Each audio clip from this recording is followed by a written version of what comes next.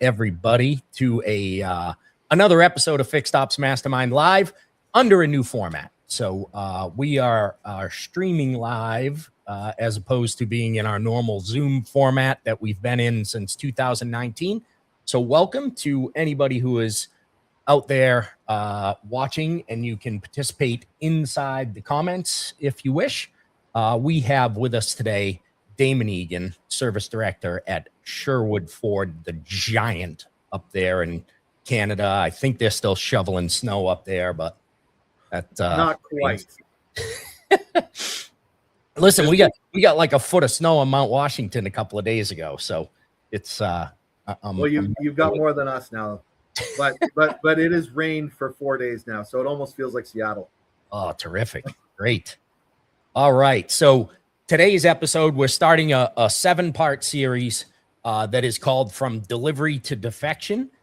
Today's episode is number 1, and it is about delivery. And Damon and I are going to chat along with all of you about where our customers actually defect. We all know we have a retention problem, and a lot of times that gets laid squarely on fixed ops, saying that we didn't take care of the customer as well as we should have during their service visits. But that defection can start way earlier than that. And that's what we're here to talk about. And so Damon, let's chat about it. First of all, no, actually, let's talk about it first. I'll play your cool video that you guys do for customers after we talk a little bit. So what is it that you guys are doing to help retain those customers right from delivery? Okay, let's take 2 steps back. Okay, and let's start from what the expectation is from the sales to service handoff, or as we've been told for the last 100,000 years of what the expectation is. And that is that all vehicles get delivered between the hours of 8 and 5, and every customer gets walked over to the service department and gets shown this glorious presentation of what the service department is, and it's going to be 100% retention. Doesn't that sound great? 100%. Sounds lovely. Love it. Okay, let's talk about reality. 99% of deliveries happen after the service department's closed. No salesperson's walking their people over to the service department, say, here's an empty building or here's an empty area where you're going to come in. This just doesn't make any sense anymore. We've got to be frictionless to the customer. And that means that we've got to show the customer exactly where to go on their terms and their timelines. So whether it be actually coming in, whether it's using pickup and drop off valet service, or whether it's using mobile service, these are all different things that you can use in that sales to service handoff. Because as we all know, working in the dealership side of the world, sales department's going to blame service is going to blame the sales department. So how about we take all that away and we just own what we can own and make it our own process?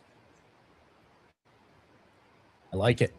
And so we all know that the salesperson is supposed to introduce the customer to the service team, right? But when does that actually happen versus when does the customer get handed a brochure or pointed at a sign? That's where service is, down that way.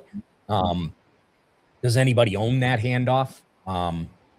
Nobody in sales is being compensated for it. Nobody in service is standing there waiting for a customer to come out that just got delivered their new car, right? Because we never know when somebody has gotten a new car. And so that leaves no one holding the ball, which we know how well that works. If nobody's accountable for it, then nobody is gonna take ownership. I'm gonna play your video here, Damon, if you want to just set this up a little bit before I play this. Yeah, absolutely. So what we found is that we had the same problem that every other dealership had, and that is nobody's coming over from sales to service with the customer. Nobody knows if there's a delivery going on, just like you said. It's confusion, and that leads to all kinds of anxiety and decision fatigue. So rather than doing that, we got proactive in our sales department, And we send a welcome text to every new car or used car owner, and we include a link to a video. And the video is basically introducing the service department and the services that we offer, where to come in, where to park, who to see, what to do, how to get an Uber. Real easy, simple. And then that way people know exactly what to do. And that's the sales to service handoff done without the sales department. There you go. We're going to play that video so everybody can see that.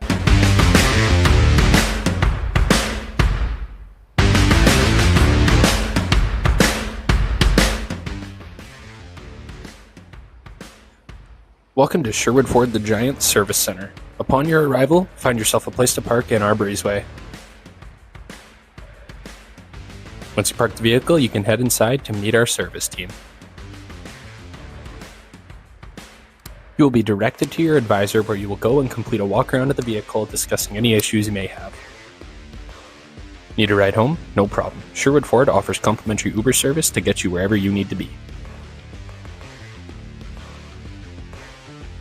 Can't get the vehicle here? No problem. Sherwood Ford mobile service will come to you. Need to bring the vehicle in but just can't seem to find the time? No problem. Our valet service will come and pick up the vehicle for you.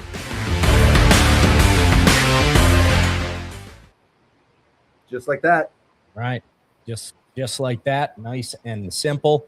And talks about mobile service, valet service, Uber from the dealership, shows them where to bring the vehicle in, right? Because that, Damon, you and I talked about this 5 years ago about how scary it can be for a customer to drive up to garage doors, to go flying up, right, faster than their house garage doors and drive into what is effectively your house, right? And when was the last time you went over your buddy's house to watch a football game and he goes, just pull up to my garage door and when it opens, drive in? Right? It doesn't happen in your real life. It only happens at the dealership. Nowhere else. You don't pick up a pizza that way. You don't go out to eat that way. Nobody drives into a building. And so that's scary for a customer. Yeah. Well, what we really wanted to do is we wanted to eliminate the decision fatigue for customers, especially if it was their first time coming in. They don't know where to go. They don't know who to see, where to park. They don't know anything. And that creates anxiety and decision fatigue. So we've taken all that out, made it real super easy so people know exactly where to go, where to park, who to see. Super simple.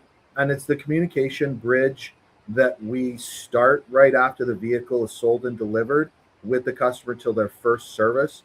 We open up the lines of communication either through email, text, or phone. They have a number that they can get a hold of, whoever they need to, whether it be their service writer, whether it be our communications team, whether it be myself or any one of the leadership teams. So we really want to make sure that the customer knows exactly what's going on and doesn't have that anxiety coming to the dealership either the first time or the 100th time.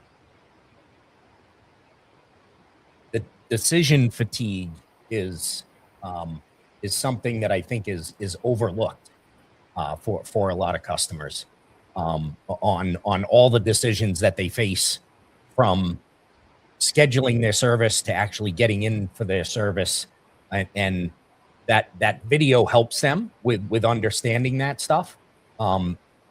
In reality, even when that sales to service handoff happens, right, they at least get introduced to service.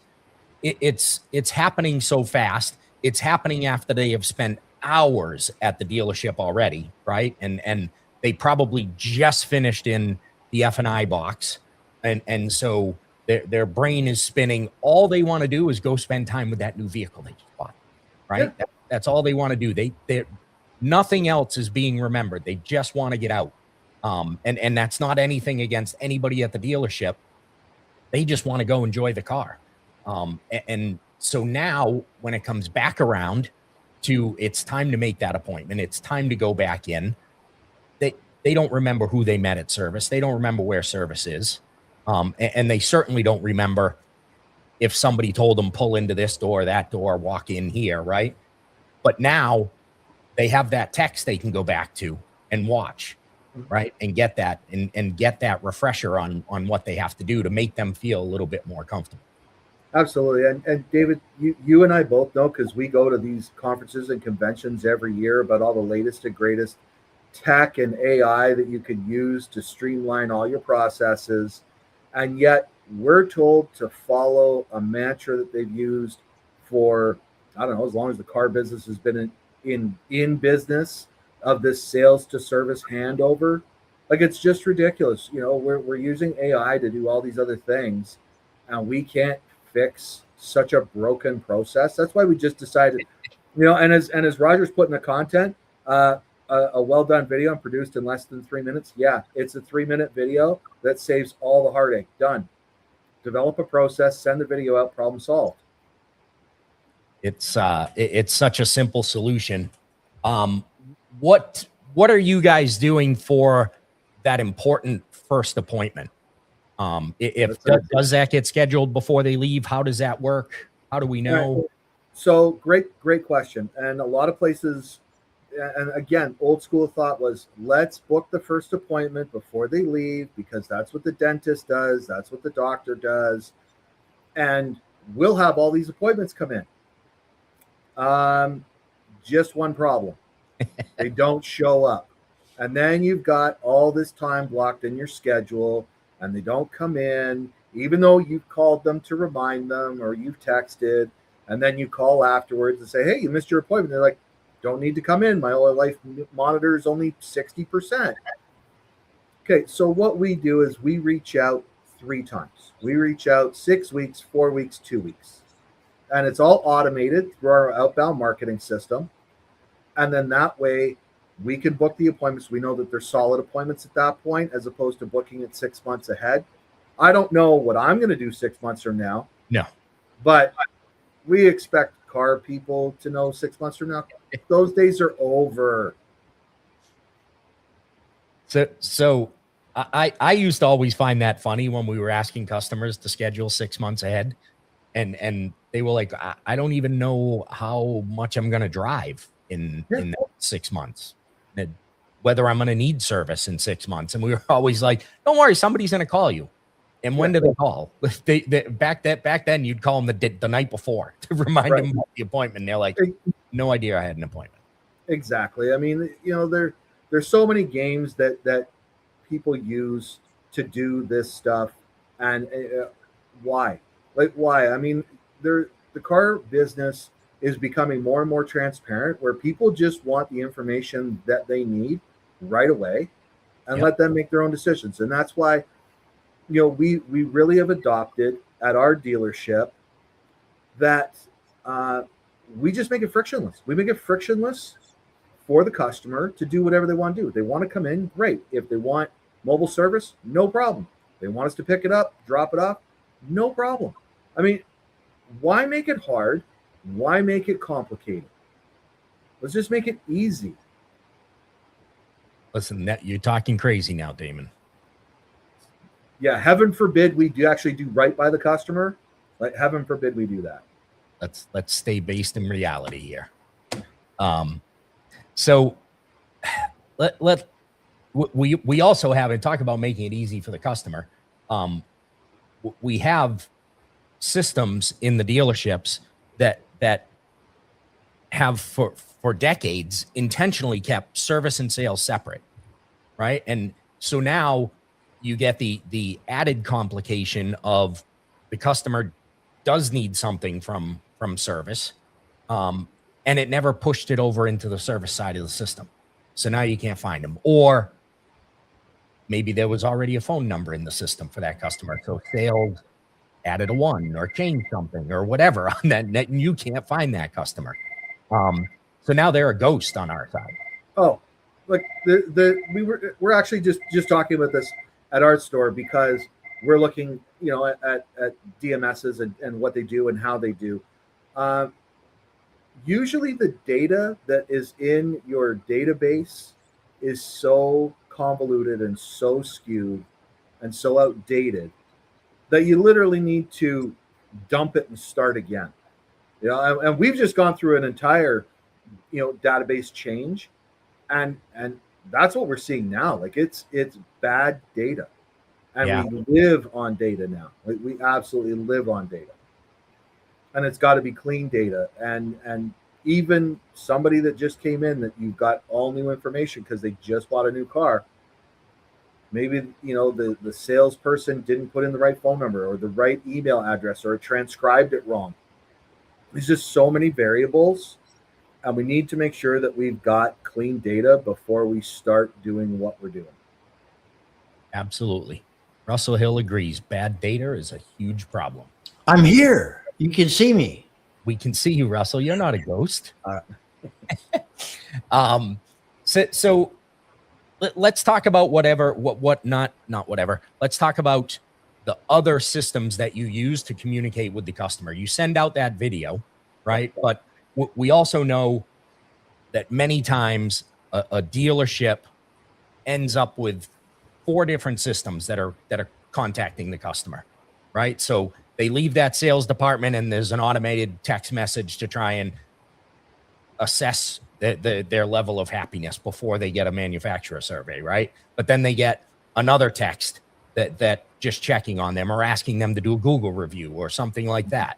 What is, and then service has their own things, right? And sometimes there's systems that were put in. You've been at that location for a long time, but a new service director comes in, they add a system in, not realizing there's already 2 others that are in there, and now a customer is getting bombarded with outreach.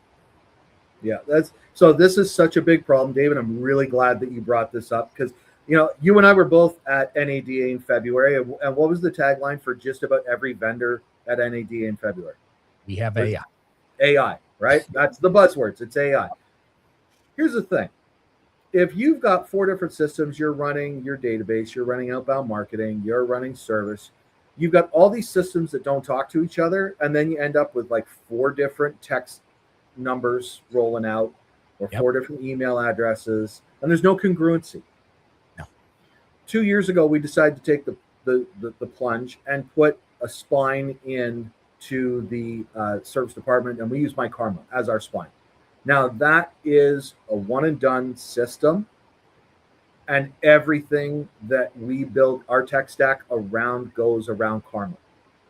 So everything has to integrate. Everything has to run through their phone number because it's a fully open system. So any of vendors, any of our other vendors can integrate with it, provided that they use their one phone number. So the customer has one phone number to text through, to call through. It's one, and that's it.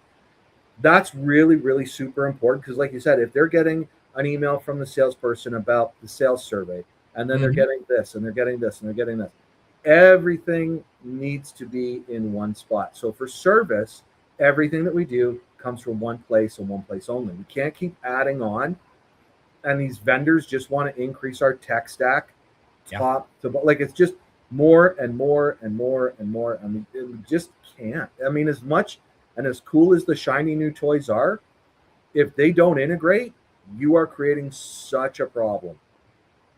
Yeah, and it's the bigger problem is what it does to our customers, right? It tunes our ruins the customer experience.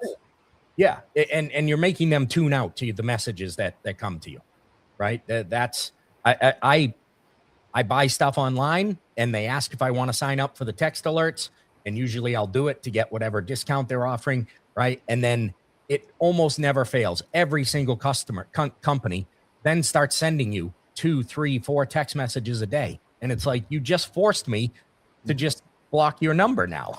Like if you sent it once a month, I would leave it in there and I would read your message. But I just took my car in for its annual service with Mercedes-Benz. And now I'm expecting this to be a top flight supreme experience. Guess what didn't happen? All of it. I did not get a video MPI. I did not get a welcome text. I didn't get my bill emailed to me. I didn't get anything. Now, my service advisor, who I love dearly, is also my neighbor. So he texts me directly. Yeah. But I got none of the other stuff. And I've got my own service advisor texting me off his phone when it should be coming from the dealership, and that congruency. Now, I could be being overly critical because I am in the in the business, but congruency is really what's needed to keep the customer coming back. I mean, because how many times have we heard it? Oh, I deal with my own mechanic because I get to talk to him directly. Right. Right. And we've forgotten that. Like, we just want to layer tech upon tech upon tech and make it so hard for the customer to talk to anybody or even text a person without it going through 50 layers. Of course they defect. Yeah. Yeah. And we've done that to ourselves. And some of that, I believe, is dealerships thinking, well, look, Damon might not be here next week. So I can't have him contacting all the customers because then he's gone and now we lost contact with those customers. That's why they want that layer on top. Something that at some point is going to happen is you have rules about when you can contact people, right? The do not call list, do not contact for texts and things. Now think about your dealership and how many systems you have that are contacting customers. When they opt out of one, they're opting out of all contact with your dealership. But there's still 3, 4, 5, 6 systems that are reaching out and contacting that customer. That's a liability problem in the future. Yeah, and then that becomes a big problem because now it's legal. If you have that system, if you have that situation. Yeah, absolutely. Now, Roger's commenting about the hockey and the Oilers this year. I am not an Oilers fan. I am a transplanted Toronto fan, so it's even worse. But we do have the number 1 pick overall, so we're happy about that. And I'm a baseball guy. I mean, you can see we got Guerrero on the wall here. So there you go. Good stuff. It's tough, Dave. Like I mean, everybody in the dealership world knows that we get all the same data that says that after the warranty ends, you're going to lose 80% of your customers, and it's doom and gloom, and you guys are terrible at what you do. I just ran my numbers, and my 7-year retention is 42% at our store. That's like industry leading. Yeah, at 42%. It's not rocket science, not hard, but we make it hard on ourselves.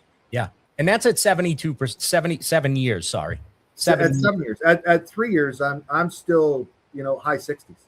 Yeah, that does not happen, but that happens at your place because of these decisions that you're making to keep customers in the loop, but not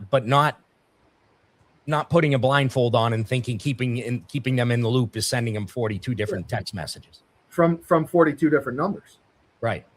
Yeah. And it's I find that in this business, we're super, super, super reactive to everything that we do. We will have the manufacturer's rep come in and say, oh, your retention's down. What are you going to do about it? And we go, well, didn't even know that it was down because we don't even look at it. We don't measure it. How can you not? Like rather than drinking from the fire hose and trying to put every fire out that's in the entire dealership or trying to unplug toilets or get lines painted in the parking lot, maybe concentrate on the stuff that makes you money. Just thinking, maybe a better idea. Maybe concentrate on what needs to be concentrated on. Yeah. And I don't mean to sound condescending because I'm sure that there's a lot of stores that, a lot of managers are doing a lot of stuff. And they got a lot of hats on. I have the luxury of being able to think a lot more and come up with some crazy ideas and some different ideas. And that's great that we have the ability to do that. But this is why we all get together in these communities and we share those ideas. Just take what we've done, make it work in your store, and set it and forget it. Yeah, absolutely. And so you've got that video. Roger had commented earlier that it was the best video that he's seen for a service to sales introduction. That's not a professional video crew that had to put that together for you, right? That is our videographer that does all of our video MPIs for our technicians. Yep. And they're put together almost identically. That took, as Roger alluded to, it took about less than 10 minutes to make and edit, and it goes out. And we do the same thing with our video MPIs. Rather than a technician doing it on their phone using verbiage that customers don't understand, we have a videographer do it.